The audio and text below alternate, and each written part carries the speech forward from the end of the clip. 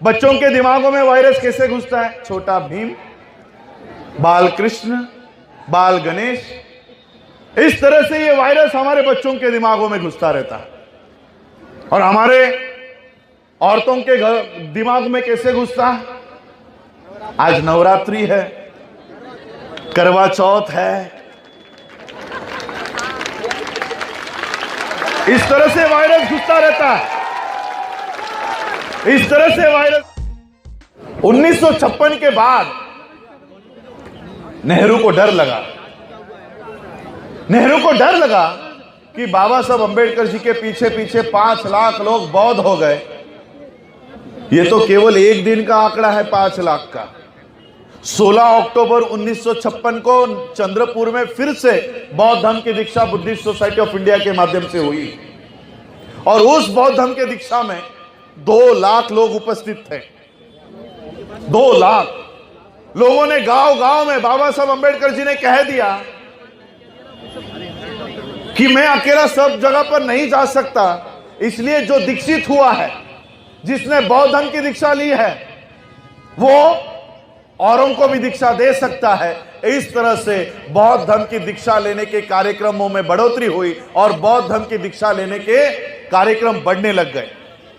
15 दिसंबर 1956 को बाबा साहब अंबेडकर जी ने मुंबई में, महाराष्ट्र के मुंबई में बौद्ध धर्म के दीक्षा का कार्यक्रम आयोजित किया। और आप लोगों को उस कार्यक्रम की जानकारी देता हूं। मुंबई का सबसे बड़ा मैदान, जहां पर आज बड़े बड़े लोग, अमीर लोग घोड़े दौड़ाते हैं, उस रेसकोर्स मैदान पर बाबा साहब अंबेडकर जी ने बौद्ध धर्म के दीक्षा का कार्यक्रम आयोजित किया, रेसकोर्स मैदान पर। और उस कार्यक्रम की जानकारी ऐसी है कि उस कार्यक्रम में आने के लिए लोगों ने सफेद कपड़े खरीदना शुरू किया और मुंबई जैसा शहर जहां पर कपड़ों के कारखाने हैं, कपड़ों के दुकानें हैं, उस मुंबई में से एक भी सफेद शुभ्र वस्त्र बिक्री के लिए, बेचने के लिए उपलब्ध नहीं हुआ। इतने सारे कपड़े एक ही रात में खरीदे गए और बाबा साहब के उस कार्यक्रम में आने के लिए लोगों ने तैयारी शुरू कर दी। लेकिन 6 दिसंबर को बाबा साहब का महापरिनिर्वाण हुआ और यह कार्यक्रम ही नहीं हो पाया। अब हम लोगों को देखो, आपने गाना गाया कि बाबा साहब तेरा मिशन अधूरा, हम लोगों को करना है पूरा। क्या है मिशन बाबा साहब का? हम लोगों को वो ढूंढना होगा। क्या काम था वो जो बाबा साहब कर रहे थे आखिरी दिनों में? मैं आप लोगों को कहना चाहता हूं, बाबा साहब अंबेडकर जी का 15 दिसंबर 1956 का कार्यक्रम आज भी स्थगित है। और इसलिए अगर हम बाबा साहब के सच्चे अनुयायी हैं, हम लोगों को यह कसम खानी होगी, आने वाले 2 सालों में, आने वाले 5 सालों में मुंबई का वो रेस कोर्स मैदान जहां पर 5 लाख से 10 लाख लोग इकट्ठा हो सकते हैं, उस मैदान को भरकर हम लोग बौद्ध धर्म की दीक्षा लेंगे। 5 साल तक मैं पूरे भारत में ये कार्यक्रम लगाऊंगा और 5 सालों के बाद हम लोगों को मुंबई में 15 दिसंबर के तारीख को 10 लाख के संख्या में वहां पर आकर बौद्ध धर्म की दीक्षा लेनी होगी।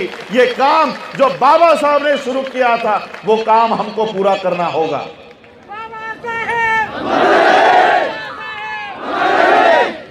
बाबा साहब ने हम लोगों को जो मार्ग दिखाया, देखो 1956 के बाद एक बहुत बड़ा षड्यंत्र हुआ। यह षड्यंत्र कोई बताने का काम नहीं करता। नेहरू को डर लग गया कि ये लोग अगर बौद्ध हो गए तो इनके ऊपर हम अन्याय नहीं कर पाएंगे, अत्याचार नहीं कर पाएंगे।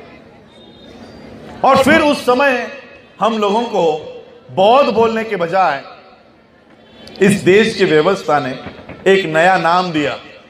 क्या नाम दिया पता है? दलित। 1956 के बाद मैं आप लोगों को पूछता हूं, अगर हम लोगों ने बौद्ध धर्म की दीक्षा ली है तो हमको बौद्ध बोलो, हमको बहुत बोलने का काम करना चाहिए, लेकिन आज तक हम लोगों के ऊपर कहीं भी अन्याय होता है, अत्याचार होता है, हम लोगों को क्या कहा जाता है? दलितों के ऊपर अन्याय, दलितों को पीटा गया, दलितों के घर जलाए गए। ये क्या षड्यंत्र है पता? आज आप लोगों की खबर पूरे विश्व में जाती है, पूरे विश्व को पता चलता है कि भारत में क्या चल रहा है। हमारी खबरें क्या जाती है कि दलितों को पीटा गया। मध्य प्रदेश में 2 बच्चे रास्तों के ऊपर शौच कर रहे थे, तो वहां पर उनको पीट पीट कर मार डाला। न्यूज क्या आती है? दलितों के बच्चों को मारा। गुजरात में शादी में खाना खाने के लिए चेयर पर क्या एक बैठ गया, उसको पीट पीट कर मार डाला। क्या खबर आती है? दलित को शादी में बराबरी से बैठकर खाना खाने पर, विरोध करने पर उसको मार डाला। अपने खुद के शादी में घोड़ी के ऊपर अगर बैठा तो उसको पीट पीट कर मार डाला। खबर क्या आती है? दलित को पीट कर मार डाला। ये कोई दलित नहीं है, हमारे लोग हैं, ये सारे हमारे लोग हैं। ये एक षड्यंत्र के तहत हमको दलित कहते हैं। वो इसलिए कहते हैं कि भारत के बाहर अगर पता चले कि भारत के बौद्धों को मारा जाता है, पीटा जाता है, शादी में खाना खाने के लिए कुर्सी पे बैठकर अगर खाना खाए तो बौद्धों को मारा जाता है, शादी में घोड़ी के ऊपर बैठा जाए तो बौद्धों को मारा जाता है। ऐसी अगर खबर भारत से चलने लगी जो विश्व में गई, तो पूरे विश्व के बौद्ध आपके समर्थन में खड़े हो सकते हैं। ये ताकत आप लोगों को बाबा साहब ने दी है, ये ताकत आपके हाथों में ना आए, इसलिए आप लोगों को दलित कहा जाता है। दलित देखो, जो सही में बौद्ध है उनको दलित कहा जाता है, और हिंदू धर्म के कर्मकांड में फंसाया जाता है।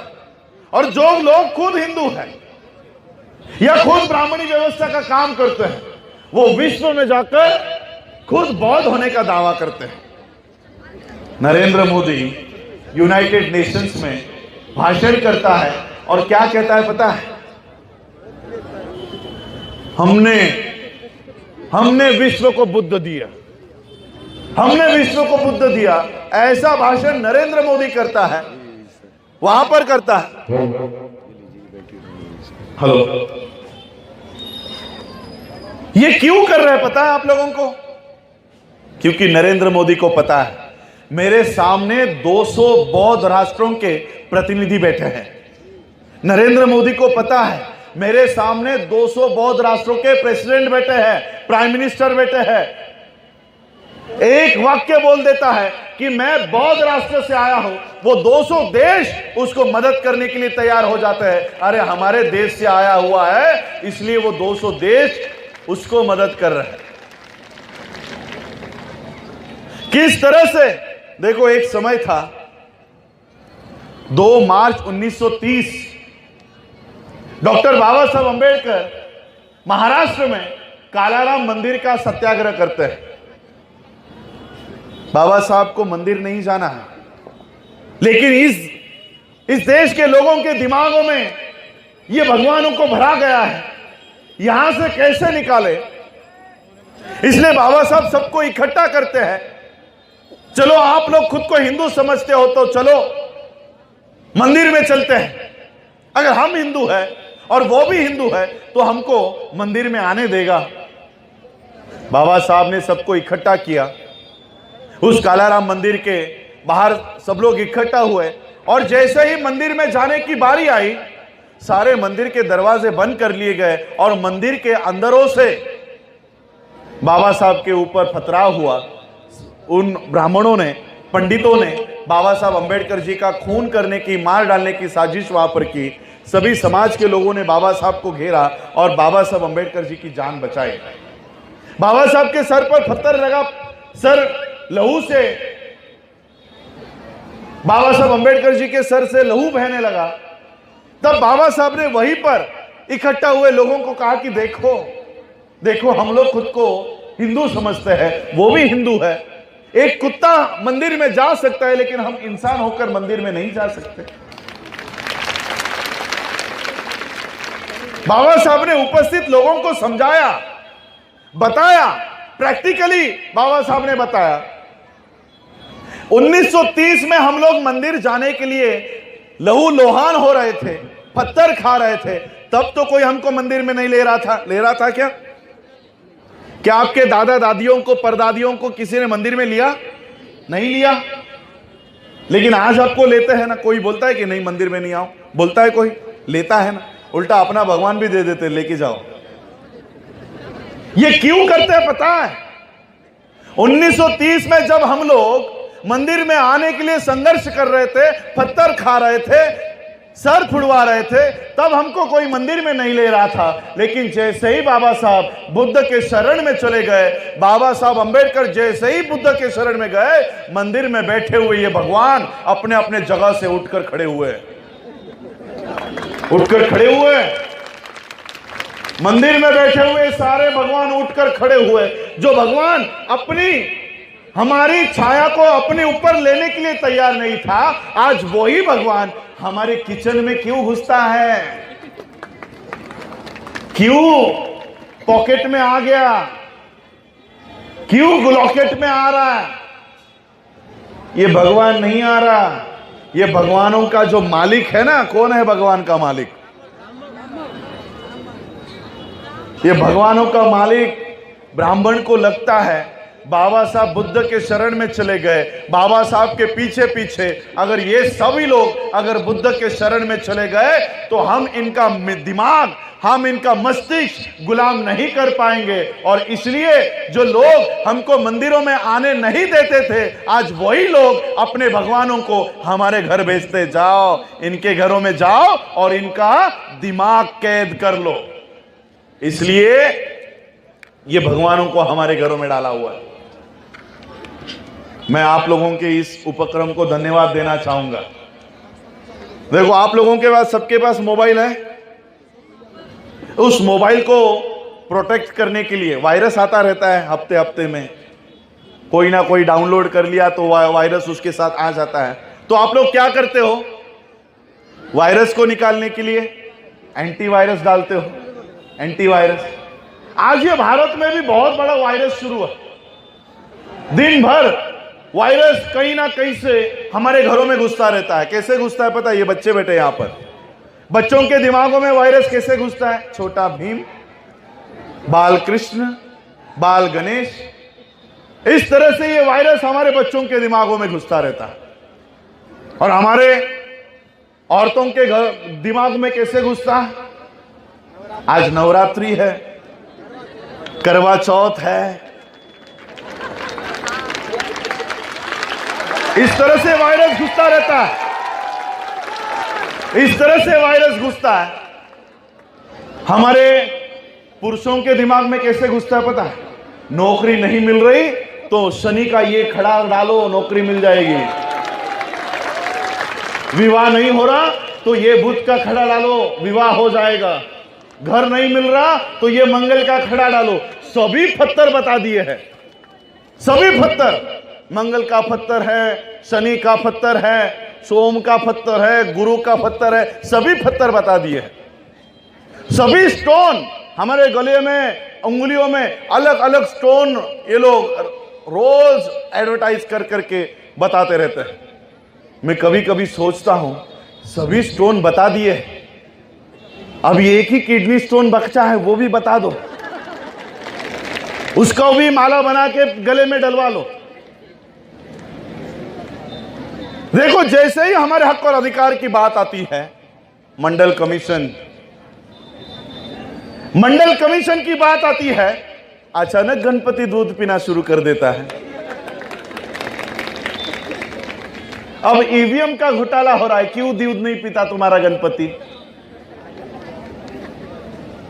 हमारे हक और अधिकार की बात आती है तो सबको भगवानों के पीछे लगा दिया जाता है। और इसलिए बाबा साहब को पता था, इसलिए बाबा साहब ने एक एंटीवायरस बनाया हुआ है। जैसे आप अपने मोबाइल को बचाने के लिए एंटीवायरस डाउनलोड करते हो, वैसे ही इस वायरस, जो वायरस टीवी के माध्यम से, न्यूज़पेपर के माध्यम से, आपके स्कूलों के माध्यम से, आपके बच्चे जा रहे स्कूल में, जाते उसको खड़ा करते हैं, और क्या बोलने को कहते हैं? गुरु ब्रह्मा गुरु विष्णु गुरु देवो महेश्वरा। उसको बाबा साहब की बातें नहीं मालूम, उसको बुद्ध की बातें नहीं मालूम, लेकिन गायत्री मंत्र पढ़ाया जा रहा है, ये स्कूलों में से हो रहा है। और इसलिए एक एंटीवायरस बाबा साहब ने दिया है, वो मैं अपने स्पीच के आखिरी में आपको दूंगा। इस एंटीवायरस को 22 प्रतिज्ञा के नाम से बाबा साहब ने बताया। ये 22 प्रतिज्ञा है जो हम लोगों को इस एंटीवायरस से बचाती है। बहुजन समाज से जुड़ी हर खबर को देखने के लिए बहुजन टीवी को लाइक कीजिए, सब्सक्राइब कीजिए और शेयर कीजिए।